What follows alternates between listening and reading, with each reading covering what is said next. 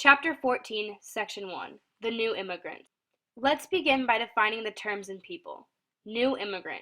Southern and Eastern European immigrants who arrived in the U.S. in a great wave between 1880 and 1920. Steerage. A third-class accommodation on a steamship which were usually overcrowded and dirty. Ellis Island. An island in the New York harbor that served as an immigration station for millions of immigrants arriving to the U.S. Angel Island. Immigrant processing station that opened in San Francisco Bay in 1910. Americanization. Belief that assimilating immigrants into American society would make them more loyal citizens. Melting pot. Society in which people of different nationalities assimilate to form one culture. Nativism. Belief that native-born white Americans are superior to newcomers. Chinese Exclusion Act. The 1882 law that prohibited immigration by Chinese laborers. There are 4 objectives that will be covered in this section. Compare the new immigration of the late 1800s to earlier immigration. Explain the push and pull factors leading immigrants to America. Describe the challenges that immigrants face traveling to America. Analyze how immigrants adapted to American life while trying to maintain familiar cultural practices. Now let's move on to new immigrants coming to America. German and Irish Catholics immigrated in the 1840s and 1850s after the Civil War. These Irish and German Catholics were joined by quote-unquote new immigrants, who were Southern and Eastern European immigrants who arrived in the U.S. in a great wave between 1880 and 1920. Unlike quote-unquote old immigrants, these new immigrants were unskilled, poor, Catholic, or Jewish who settled in cities instead of farms. These new immigrants' plan was to come alone to get money in return to the native land. These native lands varied from Italy, Greece, Poland, Hungary, and Russia. The population grew so large that 70% of the population were immigrants, threatening native-born Americans. Old immigrants versus the quote-unquote new immigrants. Old immigrants pre-1870s were mainly Protestants from Northern and Western Europe, came from families to settle on farms with family members or friends, had money, a skill or trade, or an education. New immigrants, post-1870s, were mainly Catholics or Jews from Southern and Eastern Europe, sometimes came alone, usually to settle in cities, were often poor and unskilled, without a family. Why the United States? Immigrants came to the U.S. for religious and political freedom, for economic opportunities, and to escape wars. Immigrants adopted parts of American culture and Americans adopted parts of immigrant cultures, fusing 2 new cultures together. There are many reasons why immigrants decided to leave their home. There were push and pull factors. The push factors were that in their country there were land reform and low prices that were bad for farmers in Mexico, Poland, and China. Secondly, wars and political revolutions in China and Eastern Europe drove immigrants to the U.S. The pull factors were that the U.S. had plentiful land and employment. Also, it had inexpensive Western farmland. Immigrants were recruited to build railroads, dig in mines, work in oil fields, and harvest produce or toil in factories. Chain immigrants joined friends and family who had already established their new lives in this country. The immigrant experience was not an easy one. It consisted of a long journey. They brought only what they could carry.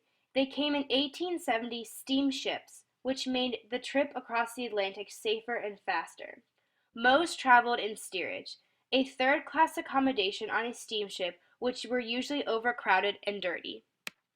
Immigrants arrive at American ports at either Ellis Island, an island in New York harbor that served as an immigration station for millions of immigrants arriving to the U.S., or they arrived at Angel Island, immigrant processing station that opened in San Francisco Bay in 1910.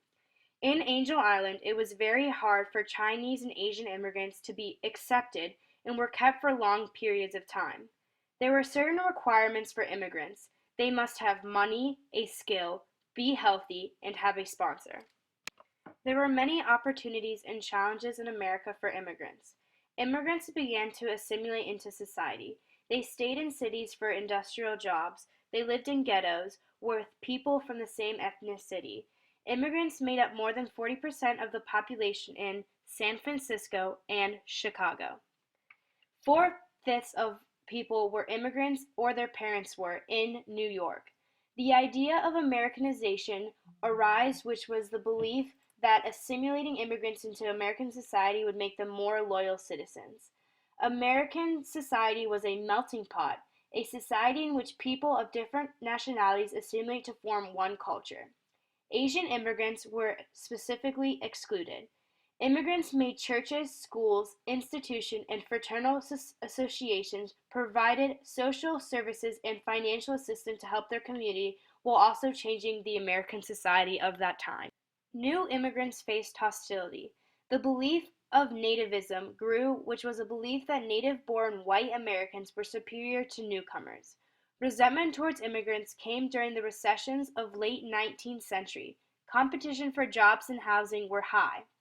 Protestants were suspicious of Catholicism and discriminated against them. Many Americans linked immigrants' physical characteristics to criminal tendencies or lower intellectual abilities. Congress passed the Chinese Exclusion Act that stated that immigration were prohibited by Chinese laborers. More acts were passed restricting who was welcome in the U.S. Immigrants changed America. They fueled industrial growth, acquired citizenship, elected politicians, made transitions in American culture, and helped make the U.S. become a world power. They also helped in new ranching techniques, railroads, coal mines, steel mills, textile mills, and factories.